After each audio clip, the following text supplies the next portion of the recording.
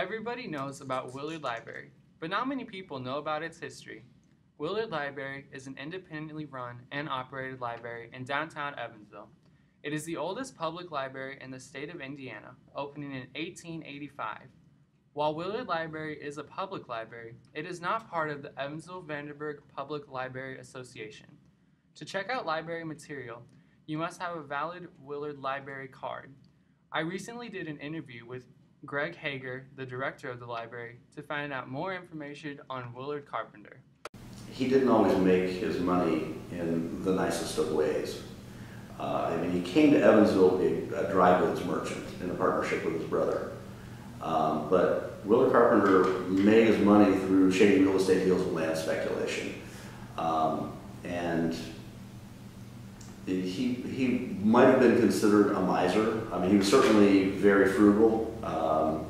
And even though he was a very, very wealthy man, he owned 2 suits and didn't really see the need to have more than that. He was a cigar smoker, but he would save his cigars in a coffee can and get them out later to chew on.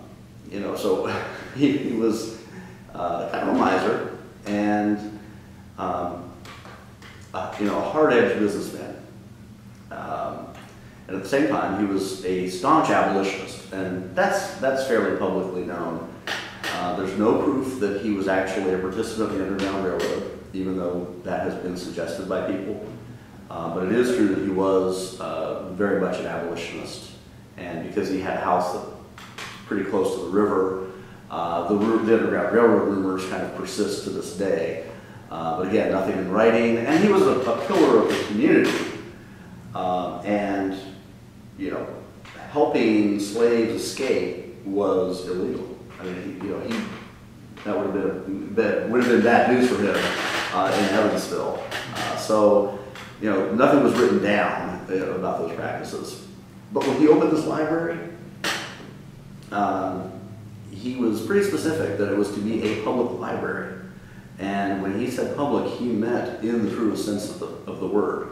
And it was open to everybody. It was open to women, it was open to children, it was open to different people of different faiths and different minority backgrounds.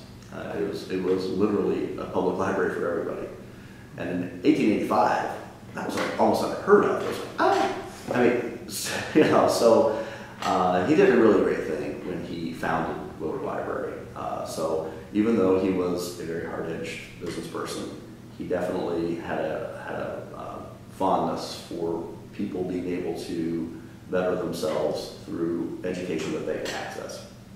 The construction of Willard Library was a long and daunting process that took 8 years. I talked to Greg Hager for more information on the library's construction. Way longer than what was normal for the time period. The idea to create a public library happened in 1876. And Willard Carpenter was, once the idea to create a public library had been accepted by him, he was pretty enthusiastic about advancing the project. Unfortunately, there was a national depression that gripped the economy, and the project was halted. The library foundation had been laid, the building foundation was there, but because of this depression, Willard Carpenter decided that it would be better to hold up on the construction and wait in the words of the day, a more prosperous condition of the public purse. And then after the depression had ended, the construction began again in, I believe, 1882. And the library was opened in 1885. So that's a 3-year time frame for a building of this nature was more standard at the time. So another interesting thing about the construction is that I talked about Willard Carpenter being a little strange. He could be seen on the project every day as it was being built. Willard Carpenter's home is now the W&IN studio. So if you can think of where Willard Library is and where the W&IN studio is, without the expressway running through the middle, Willard Carpenter was able to be at his house look out his window and see the construction happening at the library. But he could be seen carrying brick and mortar up and down the scaffolding to actually build the library. And he would sometimes work as hard as any other day laborer on the project.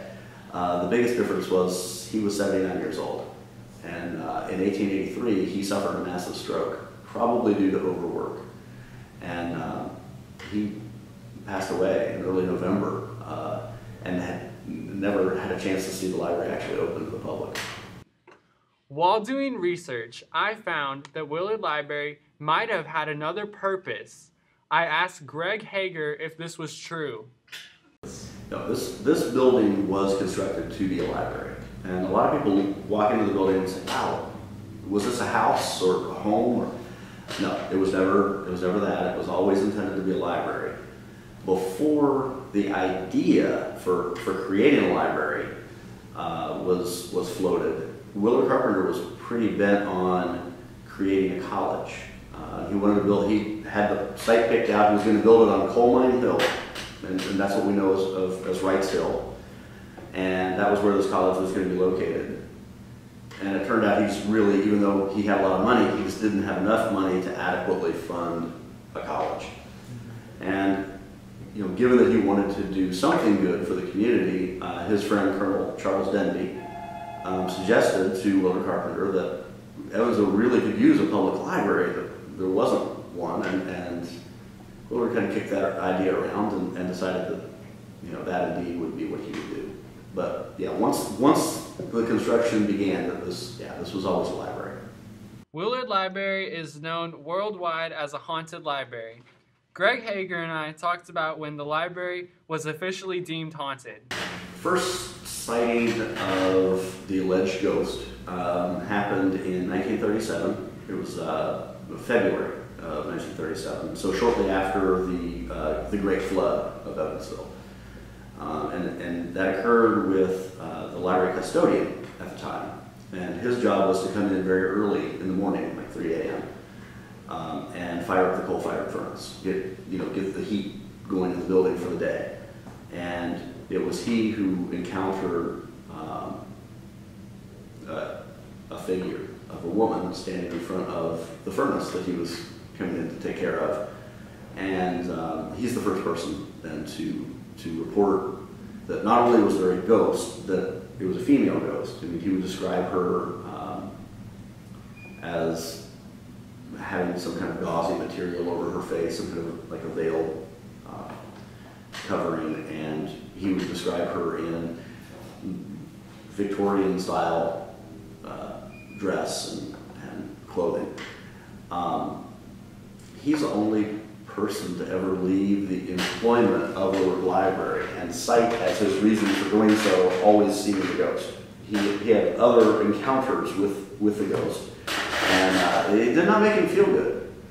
Also, in the words of the day, he took to drink, and then that, people in Evansville really didn't believe him then because, he'd been drinking and maybe he was just, kind of seeing things in his head. So, but 1937, short answer.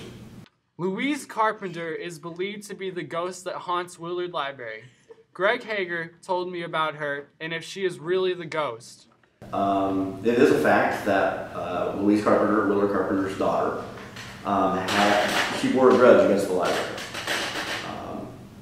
Louise was not happy because her father had left the bulk of his fortune to support the library. He left money for all of his family members in his will, but Louise in particular really felt like she didn't get her fair share and did sue the library. Turn of the century courtroom drama. People were called in to testify as to whether Willard Carpenter was sane or insane when he made his will. And in the end, the court sided with the library and the money remained with the library. And ever after that, Louise bore a grudge against the library. So some people say, well, because of that grudge, it must be her. There are other people that have said that the ghost doesn't have anything to do with the Carpenter family, that somebody all entirely different. Some people have even said that The ghost has nothing to do with the building. It has more about to do with the land that the library sits on. And other paranormal groups that have come in have suggested that there are up to 8 or more different entities haunting the facility. So nobody knows. The Gray Lady has impacted Willard Library. I talked to Greg Hager to find out more information. Well, I mean, it is safe to say that the Gray Lady is the world's most famous library ghost. We are one of the most haunted, famous places in the world. We have people that look at the library ghost cams, of which we have 6 of, and from all over the world. We are huge in South Korea. So it is certainly a strange thing for a library to be famous for, and people seem to enjoy it. So it's, whether you believe or disbelieve, it's certainly a fun legend, and we've gotten a lot of attention for it, especially this time of year, and it's fun. And libraries are supposed to be fun places. They're supposed to be places that people want to go to for whatever reason. So we're happy to see people come in and look for the ghosts. We would hope that people also realize that we're a full-time public library. And we have a lot more to offer than just a famous ghost.